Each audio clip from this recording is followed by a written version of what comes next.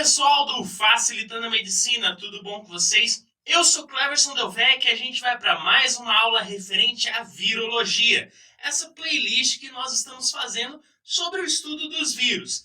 Então, se você quiser receber mais informações, mais conteúdo, se inscreve aí no canal e deixa o seu joinha e vamos ao que interessa. O que a gente pode falar desse para-influenza, esse vírus que nós vamos falar hoje? Primeiro, suas características. O para-influenza pertence a uma família. Que família seria essa? Seria a Paramyxoviridae. Ele que também vai possuir uma semelhança entre uns membros de vírus que nós já citamos anteriormente, como o vírus sincicial respiratório e o metapneumovírus humano. Então ele teria certa relação, mas principalmente esse para-influenza tem muita semelhança com o vírus da gripe, o vírus influenza.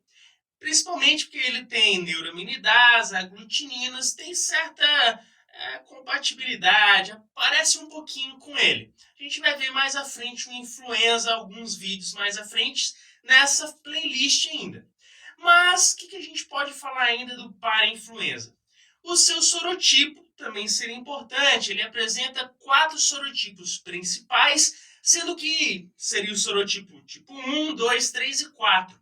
E eles claramente vão apresentar as suas manifestações clínicas diferenciadas um do outro, porém sempre assemelhando, já que se trata do mesmo vírus, que é o para-influenza.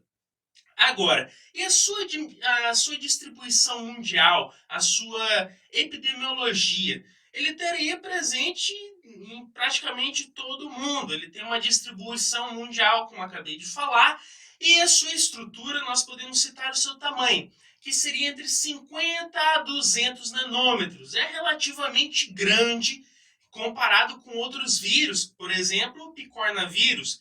Então, ele é relativamente grande. Na sua estrutura, nós podemos citar que ele tem um envelope viral. O envelope viral que nós já vimos nos outros vídeos, que não são todos os vírus que possuem, é uma estrutura facultativa. Porém, esse para-influenza, ele possui um envelope viral e ainda por cima com uma bicamada lipídica. E nessa bicamada lipídica existe ainda glicoproteínas incrustadas nele ali, como a hemaglutinina, neuraminidase e ainda proteínas de fusão, que a gente vai ver mais à frente, que é super importante no processo de invasão desse vírus a uma célula hospedeira. Por exemplo, as nossas células, infelizmente, ele tem essa função de auxílio na invasão do nosso corpo. Ele ainda mais interiormente nesse vírus, ele possui proteínas de matriz. E ainda mais interior, ele possui o seu núcleo capsídeo. O seu núcleo e o capsídeo por fora, que estaria formando a parte mais interna. E o que a gente pode falar ainda de estrutura? O seu genoma, que seria de RNA fita simples com uma polaridade que seria negativa. Então, essa seria um resuminho básico desse tipo de vírus. Mas e a sua transmissão? Qual seria a sua forma principal de transmitir? Seria por meio de gotículas respiratórias. Por exemplo, eu estou infectado, estou com para-influenza e você está bem aí na minha frente, aqui no estúdio, beleza? Ou eu estou aí na sua casa, tranquilo. Eu estou aqui falando, partículas da minha boca, partículas respiratórias, saem e está no ambiente. Eu estou contaminado. E claramente essas gotículas respiratórias possuem as partículas virais. Ou eu posso também, tossir aqui, espirrar, passou para o ambiente e você acabou, infelizmente, inalando essas partículas. Quando você inalou essas partículas, esse vírus vai entrar no seu organismo e vai chegar na célula.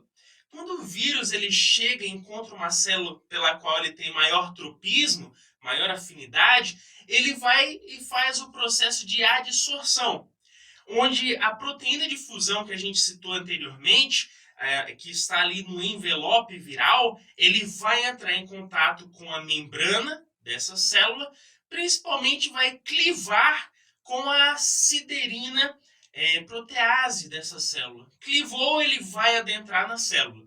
entrou na célula, ele vai sofrer o processo de descapsidação. O que é isso? Seria basicamente o capsídeo desse vírus se abrir. E quando esse capsídeo se abre, esse material genético que estava ali dentro sai para o citoplasma da célula hospedeira. E quando ele sai para o citoplasma, ele busca o núcleo da célula hospedeira. E aí a gente vai abrir um aspas. Por quê? Porque ele busca o núcleo. Para que esse vírus vai buscar o núcleo? Porque é lá que o vírus vai conseguir replicar o seu material genético, transcrever, traduzir, produzir proteínas. Porque lembrando, o vírus sozinho não consegue fazer nada. Ele depende da arquitetura do núcleo da célula hospedeira para poder produzir proteínas, para se replicar, enfim, fazer tudo aquilo que ele precisa fazer. Só que tem um problema. Esse vírus ele vai se replicar, replicar, replicar e vai produzir as proteínas. E essas proteínas acabam por causar uma citotoxicidade. E as células vão sofrendo lises. E aí, o que acontece? Quando a célula sofre lise, o organismo percebe, opa, tem coisa errada aí. Se tem coisa errada, o sistema imunológico começa a atuar. Quando o sistema imunológico atua, ele vai para tentar destruir onde tiver o vírus. E é aí que vem os sintomas clínicos, que é o que a gente vai falar agora. Entre as manifestações clínicas que a gente tem que citar, primeiro começaria com uma tosse. A pessoa fica ali tossindo direto, aquela tosse seca, estranha e persistente.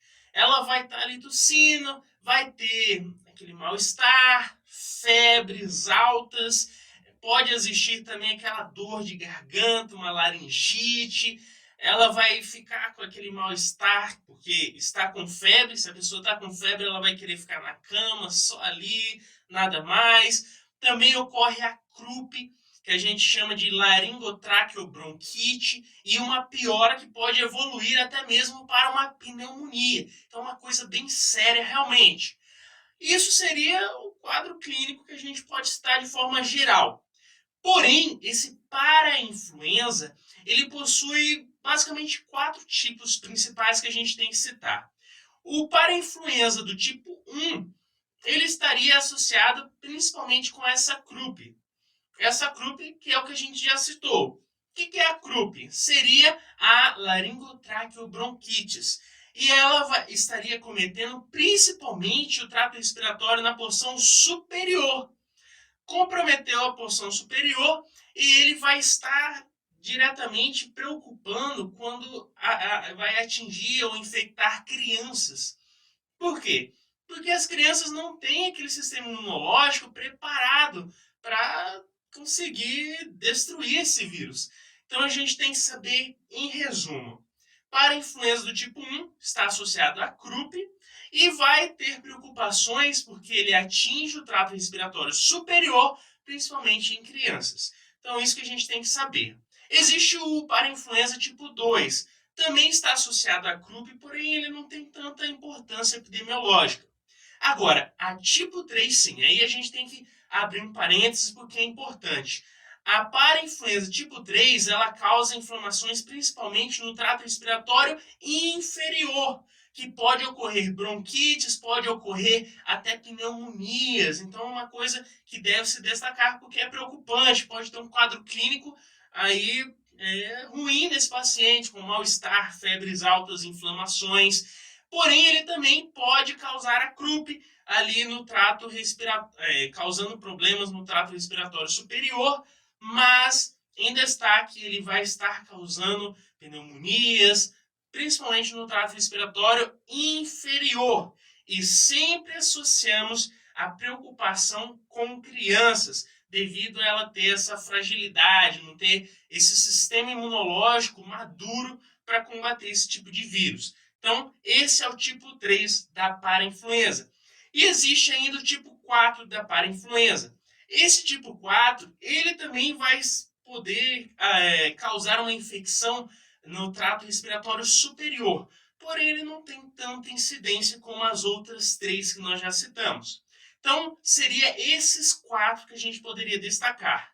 Então, beleza, a gente viu a parte da estrutura do vírus, vimos a forma de transmissão, quadro clínico, os tipos desse parainfluenza e o diagnóstico. Como que a gente vai ver nesse paciente? Opa, isso é parainfluenza. Claro, a gente pode associar primeiro a clínica, as manifestações clínicas que nós já citamos. O mal-estar, a croup, que a gente consegue diferenciar, pode auxiliar de certa forma nos tipos da parainfluenza que a gente falou agorinha, e também aí ver a pneumonia, todas as manifestações clínicas que já citamos. Porém, nós usamos também o laboratório. O laboratório, o exame que a gente pode fazer é o PCR, exames sorológicos, ELISA, IgG e IgM, até mesmo a cultura desse vírus pode ser realizada de forma aí a auxiliar, opa, isso é para influenza. Então, esses exames de laboratório podem dar um norte para a gente conseguir chegar a um diagnóstico específico nesse paciente. E tratamento? Tratamento não existe ainda um antiviral específico, galera. Você chega a ver esse paciente com parainfluenza e você fala, ó, toma esse aqui que é tiro e queda, vai resolver seu problema. Não, ainda não existe esse medicamento, esse antiviral, até hoje, pelo menos 2018, para resolver esse problema.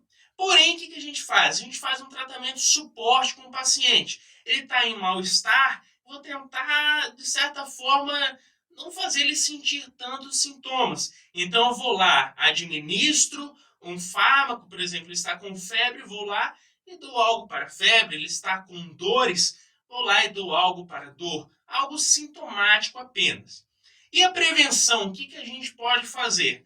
Prevenir, se a gente sabe que a gente transmite, a pessoa infectada transmite esse vírus por meio de partículas respiratórias, é importante o lavado de mãos, que você cumprimenta a pessoa. Você pode levar essa mão infectada até os olhos, a boca, isso não é o correto. Então, os métodos de higiene, lavado de mãos, evitar locais com muita gente, conglomerado de pessoas, principalmente locais fechados. Isso tudo seria uma forma aí de prevenir esse tipo de para-influenza. Então, pessoal, com isso fizemos mais um resuminho. Se eu te ajudei, deixe seu joinha e se inscreve aí no canal. Valeu?